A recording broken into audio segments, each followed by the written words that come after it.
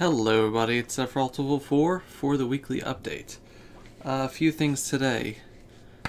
First of all, to get into the more important things first before I talk about the events of the week and stuff, or the events of the past week, or I guess including events of past week, health-related information. First of all, I don't think there's going to be any streams this week. My sister is visiting, and I have not seen her in person in like a decade. So she's visiting on Tuesday and Wednesday, which are stream days. So I'm gonna prioritize that. Yeah, there should be videos. I should get everything recorded tomorrow for the week. We'll see, because I'm still kind of iffy on whether I'm actually gonna finish Wario Land Shake its extra content. We'll see how annoying it is. As for next week should be okay, but we're gonna have to see also, because so health related stuff. If you recall, a few weeks ago, about a month ago, I shared the news that I'm off treatment. I'm not taking any more chemo. And that is still true. Part of... One of the reasons why I don't like make huge, magnificent celebrations is because it's like, with cancer, it's like never over. Right now I'm in a phase of cancer fighting called consolidation. There's like the part where you give people chemo. I have no idea what the other phases are called, but this is essentially, once you're in remission, they do stuff to make sure that you stay in remission. And in this case, it's going to be radiation beam therapy. So very unlike the radiation I got in 2016 and 2017. Yeah, 2016. It went into 2017 because that was the MagFest. I almost died. I'm very bad with time like now because everything is just all over the place.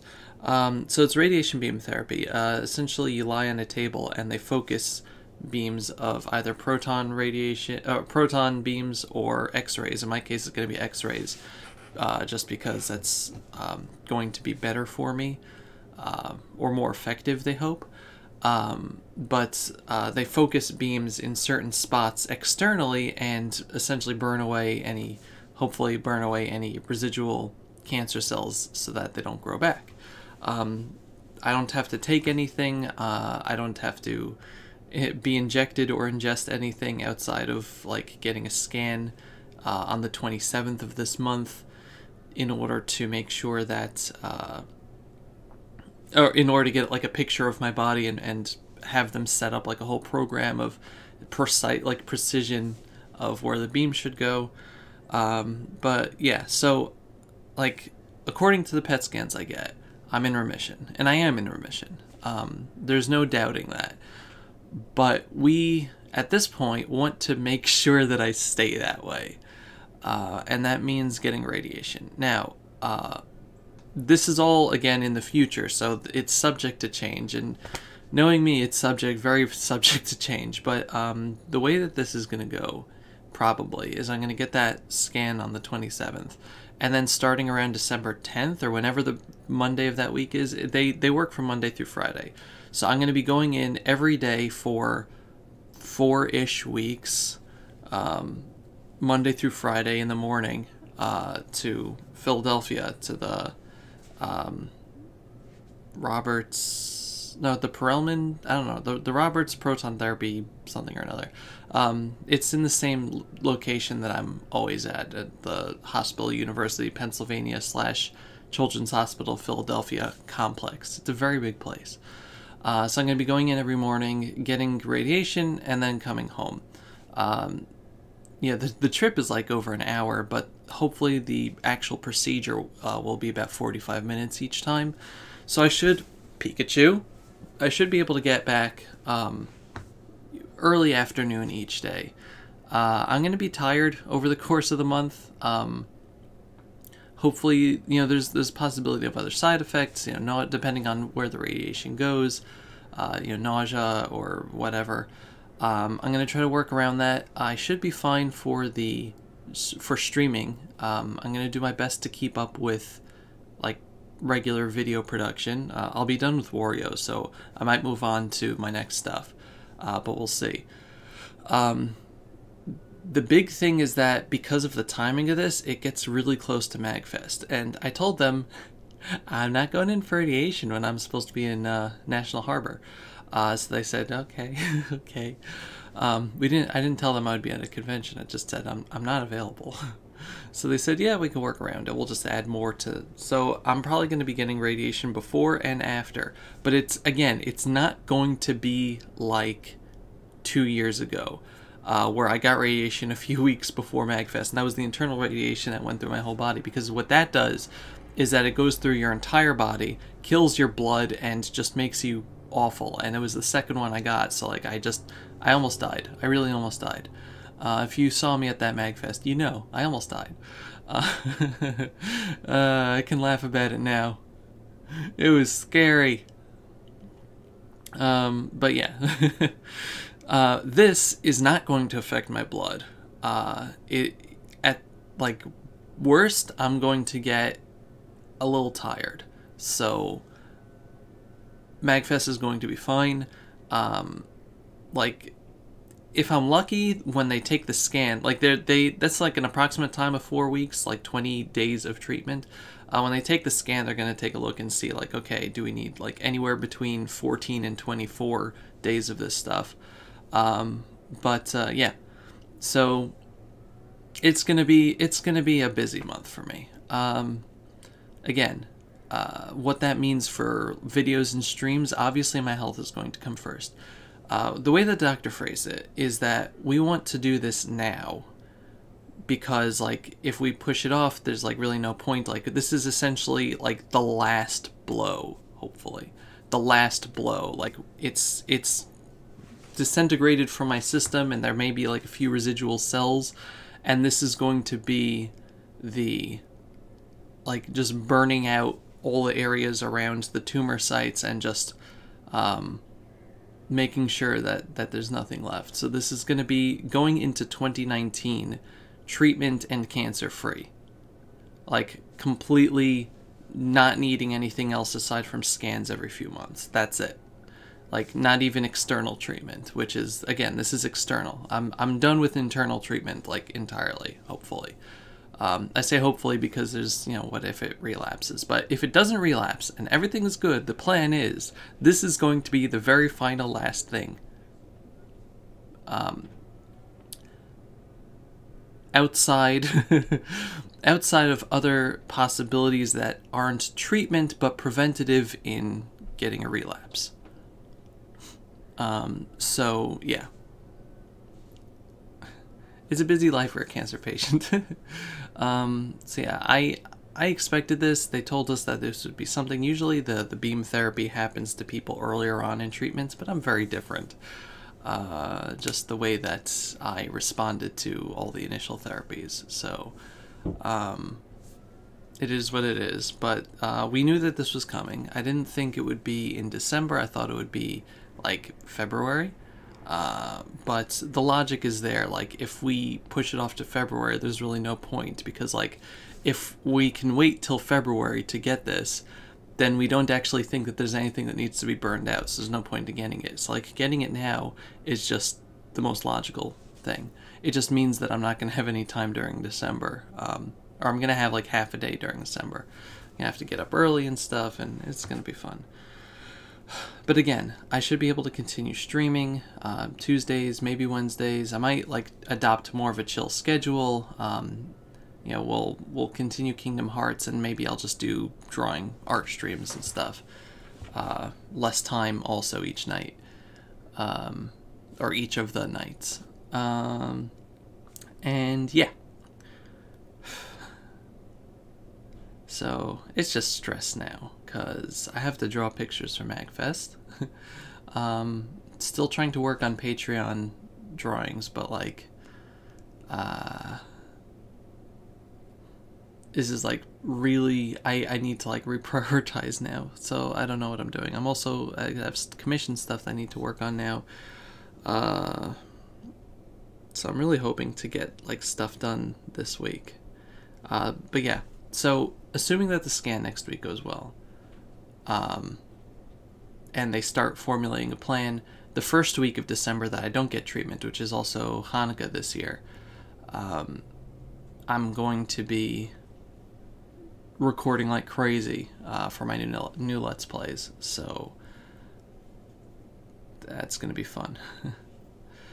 Anyway, so that's it for the health stuff. If you're still around, thank you very much for sticking through. Let's get to the rest of the weekly update. Now, this past week, trailers for Toy Story 4, just a teaser, and Detective Pikachu came out. I'm really excited for Detective Pikachu. It's either going to be amazing or like really bad, but in a good way. And yeah, Ryan Reynolds is Pikachu, and it's fantastic. I love it. And yeah, I like the realistic Pokemon style. I think it's good, and it just looks like good. It looks good. I'm very excited for it. On less happy news, this past week, among others, two big people, at least in my life, I don't know, passed away. Stan Lee, one of the comic legends, and William Goldman, who was a novelist, playwright, screenwriter. Stan Lee, obviously, like I would say most people know about him either because you read Marvel comics as a kid or now, or you saw all of his cameos in the Marvel Cinematic Universe movies, or just Marvel movies in general. He cameoed before the Cinematic Universe happened. He's 95 years old. I would be more sad about his passing, but like he died of old age, and he has a legacy.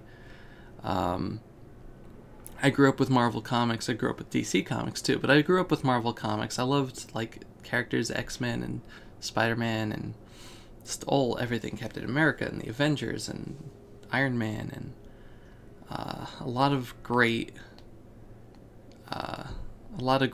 creations by Stan Lee. And he always spoke his mind about, what he thought was right. There's a lot of people saw on Twitter going around things from a part of the comics called Stan's Soapbox that they used to have back when he made the comics. He was never afraid of putting bits of Jewishness into the characters that he did. Always, he was like a bit of a Jewish hero for me growing up. Just like, this is somebody who wasn't afraid to be Jewish. Like, he wasn't religious, but like he wasn't afraid to be Jewish and be like a big personality, and he helped a lot of people, and he used a lot of that base that he had, and it's something that I try to do. And so he was just very inspiring to me. Again, sad to see him go, but he's got a legacy, and that's really amazing. William Goldman was 87, I think. Unfortunately, he did pass away from cancer.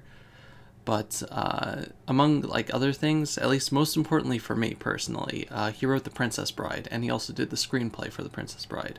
If you watch the Princess Bride movie and you're saying to yourself, there was a book? Yeah, it started out as a book. I actually reread it yesterday. The Princess Bride, if you like the movie and you never read the book, I want to argue that the book is better than the movie. Now, that's a very, very tall claim, because the movie is amazing, and like everybody is amazing. And the fact that he was able to write the book and then also do the screenplay himself means that it's very similar. But the book has a lot more things that they had to cut out because, again, it doesn't translate well into movie format, but like it's it's the same. It's like, it's not like one of those things where it's like, well, it's in name only or whatever. Like, the way that this is written, it's written as if there were an original work called The Princess Bride, as you can see, S. Morgenstern's classic tale of true love and high adventure. And this Morgenstern character wrote this sprawling historical novel called The Princess Bride about a country of Florin, which is somewhere between Germany and Switzerland or something like that. And William Goldman, came along and abridged the book, and then adds in like all his parenthetical notes in between the abridging and saying, I cut out 60 pages of them talking about hats over here. I don't know why Morgenstern did it. And this book is an amazing work. He creates an entire fictional universe about himself abridging the story while also writing the story. And over the years, he wrote, he did like an introduction for the 25th anniversary, a first chapter of a follow-up story called Buttercup's Baby, again, also abridging that from the original Morgenstern, then also an introduction for the 30th anniversary, which is what I have here.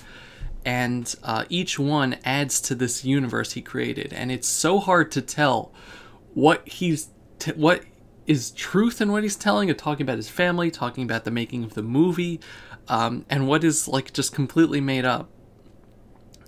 And it's so well done, and it's hilarious. And I have to rewatch the movie now just because the movie is amazing. But like, the book itself is only like the middle chunk of this. I would say like that much. The intro and the Buttercup's Baby thing are take up a lot of space, but it's so good, and I highly recommend it. And I'm very sad to see that he passed away, but again, like, legacies. He also did like All the President's Men, Butch Cassidy and the Sundance Kid. He did the screenplay for the Stephen King movie Misery, which is an amazing Stephen King movie. So a lot of good stuff. So again, I highly recommend it. One other thing I want to talk about, like briefly, because I don't really have much information that I can tell. There's a game that I keep like remembering that I'm really excited for, called Eastward. I'm gonna put a link to like a gameplay trailer in the description. It's being made by a Hong Kong developer, I think. I don't remember the name anymore, but it's being developed. It's being published. Sorry, it's being published by Chucklefish, that like did Starbound, and they did Stardew Valley, I think. And like, I don't know, you've probably heard of Chucklefish if you play like indie games. They're a good publisher. But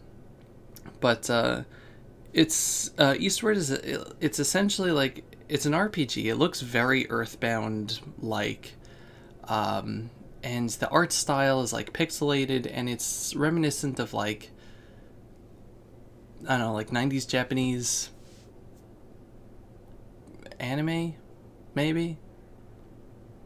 I don't know, it's hard to describe, but it looks very vibrant. It reminds me a lot of like Mother 3 styling, but it's, I don't know, it's kind of, it's hard for me to describe. I'm just not good at this. But if you enjoy RPGs and you enjoy the styles of Mother 3, like how it looks and feels, looks like it has a lot of humor to it, check out the description.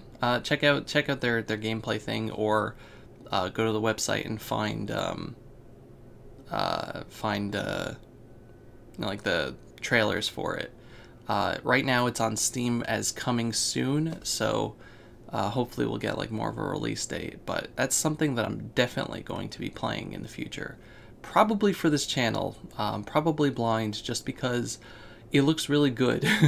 It looks really good, and there's just something about the style that's like very nostalgic to me, probably because I grew up in the 90s. But yeah, so the reason why I have Pikachu on my shoulder, obviously, is that Pokemon Let's Go Pikachu and Eevee came out. I got the Pokeball Plus, which is kind of fun to use and kind of really annoying to use, but it's still fun. I have not played too much yet. I have not had time, but what I have played is fun. It's good. It's pretty much exactly what I expected. I did not expect it to be like, Gen 8, as some people are going crazy. I expected it to be a console version of like a Let's Go type of thing. The fact that you don't have to pay real money for the Pokeballs is A+ in my book. That's like, that gets rid of 99% of the stress of playing the game and chucking Pokeballs and the mechanics that they have. The co-op is very fun. Getting to have 2-on-1 battles, and also, double catching mechanics. And I did a first impressions, if you want to check that out. It's also very fun when I do the first impressions for Switch cartridges, and I just look the next day and there's a dislike there. I'm like, hey, somebody's never seen my videos before. It's fun. It's very fun. And finally, the last things that I want to talk about this week, I know is a really long update, because like 10 minutes was just talking about it. I drew two things this week. One, they're both Persona 5 drawings. They both kind of started as just doing like a quick sketch type of thing. I just wanted to try out drawing characters, and I'm like, hey, this sketch looks good. Let's put line over it. Let's just color it in. Let's just do a background, and like, over the course of like 2 hours or something. Each of them took about 2 hours. But the first one that I did, and I'm actually going to be, doing the putting pictures on my screen thing. I don't know if I'm moved over enough for it, but the first one I did was Sai Nijima from Persona 5 again. The Judgement Arcana, I believe. When I posted this, I got like some mixed reactions. People are like, I hate her. But no, I love her. Look at her. Hopefully I'll remember to edit this. But like, I love her hair and the way it goes. I love her face and just like I don't know, the general style of her character. I had a lot of fun coloring the hair in, and I think I did like a good mix of painting the hair and doing like straight shadows on the face. And I found a really good tool for the clouds. There's like a cloud tool that I use now, and as you can see, it turned out pretty well. The buildings are but I don't care. But I love the way her hair is. It's really good, and again, like, it just started off doing like a pencil sketch on Clip Studio, but I was like, you know what? This is doing pretty well for the first time I'm drawing her, so I may as well try again. The next picture that I did was Makoto, her younger sister, who is my favorite character in the game. Futaba is the second favorite, but Makoto has always been my favorite. I mean, like, she can beat you up with her fists. What do you not like about that? But yeah, the one thing that I've tried to draw her before, a lot. You've seen maybe some pencil drawings in the past if you've been around long enough, but digital drawings have always escaped me, mainly because her hair is a nightmare. For some reason, like, the bangs, the way that they are almost impossible for me. I have the same problem with Chiaki, I have the same problem with Futaba. Any character that has like short bangs like that, just I can't get it right with the general dimensions of the face.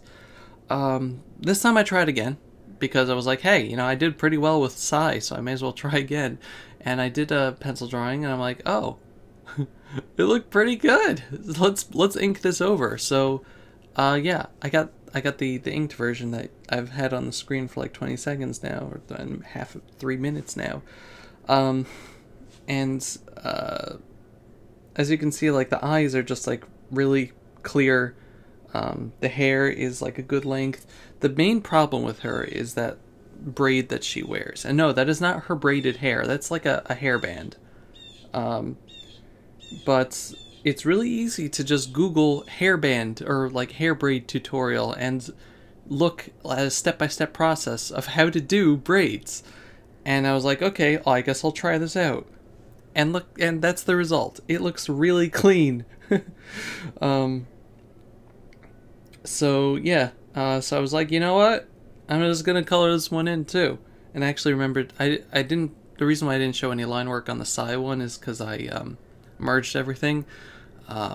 But this one I actually remembered to duplicate the line layer so that I kept it. But yeah, the result was this, the colored version, which I love. Like the Sai one, like I really like the Sai picture. There's just something like adorable about it. But this I love, and it's probably because of the vibrant colors. Is a deeper sky color and it contrasts with her dark hair. I think the skin tone is a little darker. It's a little different than Sai's. The flowers on the yukata, kimono, whatever. And again, like since I already had a base for the hair, I was able to just paint it, and it looks really good, at least to me.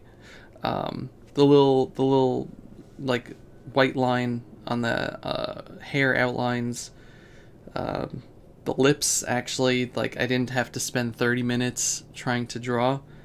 I think I got it there, but like the big thing with lips is that the top lip is always darker than the bottom. You would think that it might be the other way, but because the top lip is like facing downward, it's usually like a shadow of some sort. Not always with real people, but that's just how it works in drawing. So the top lip, always a darker shade than the bottom, even if they're not wearing lipstick. If you just want to show lips, there's your thing. But yeah, it like the shadows around the face and stuff, like the bridge of the nose and under the nose, chin, shadow around the shirt, the little like shrine thing in the background. I really like this picture. I made both of these part of my phone's lock screen. Like I have, it used to be a regular feature in Samsung phones, but they took it out with the Oreo update. But I found an app that just restores that functionality of having like your lock screen changes every time you unlock, or every time you wake it up, like you unlock the phone or you look at the lock screen. You know, it cycles through a bunch of pictures that you choose. So I have my drawings on there. So I have like, you know, Sai and Makoto now. I have Chihiro, my Chihiro picture, my Chiaki picture, Futaba, that Sky Knight Alima that I did, Tifa, and the Naoto watercolor drawings I did. I think that's it. But yeah, it's a lot now. But yeah, I'm really happy with these pictures, especially since like they didn't take me like 10 hours to do. You know, some of the drawings I do, like the Kyoko one that I did a while ago, or pretty much any of like the bigger stuff, it usually takes like 5 or 6 hours. These took like a maximum of 2 each, and that's really manageable. I want to try to harness that and get better at it, and hopefully in December I'm going to be announcing good stuff for Patreon in that regard, of like making a mini commission tier where for like, you know, the $10 patrons I do something like that, like those, you know, head and bust size drawings. But again, that's gonna be in the future, and that's really dependent on how I'm feeling. It's not gonna start in December, it's gonna start in January, but everything is dependent on how I actually react to the radiation, so we'll see. Anyway, if you're still listening after the health stuff and after the talking forever about the art and everything else, thank you very much for watching. Pikachu wants to go to sleep already. Thank you very much for watching. Thank you very much for my patrons again for sticking through everything and staying patrons. I hope all you in America have a happy Thanksgiving this week. Everyone else, I hope you have a great week in general. Again, probably no streams this week because I'm going to be busy.